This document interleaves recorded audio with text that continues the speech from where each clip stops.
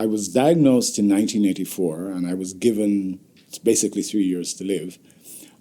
So this is now my 33rd year of living with HIV. I'm a trans woman of color, and I'm positive.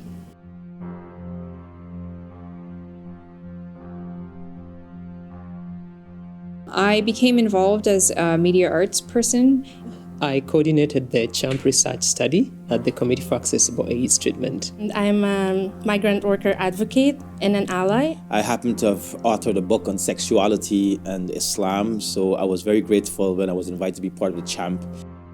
Making connections with so many PAWS folks as well as allies really gave me the hope that I can overcome this diagnosis. CHAMP was the first organization who opened the door for me as a trans person, and I have a lot of stigma by that time, and thanks to CHAMP, I don't have any stigma now.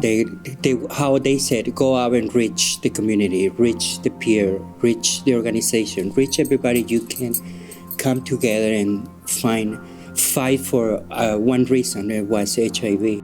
We need to continue educating the public, but also challenging some of the status quo, the myths, as well as re-educating ourselves on HIV. HIV and the gay community are conflated, sexuality and HIV are conflated, and these are things that I think that we really have to fight. I usually bring my son with me in any occasion that I can, especially around HIV awareness or education, because I want him to start early on to make him understand that this is something that we can prevent.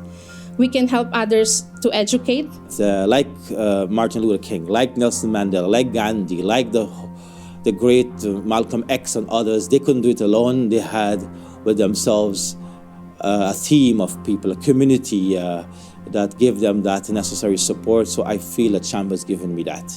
No movement can live by itself. It's as simple as that. It's really important to honor the ones that we've lost, because without them, we wouldn't have all of these amazing networks, all of these amazing services and supports.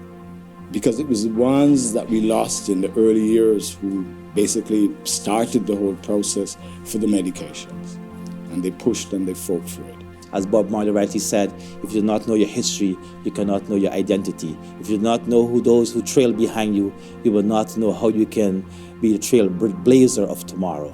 I'm hoping and actually praying so hard that one day there would be a cure. Be open-minded, be human, take care of one another, help. This is indeed, in the 21st century, we still have issues of people saying you can't hug a person who is positive. I will not die for HIV.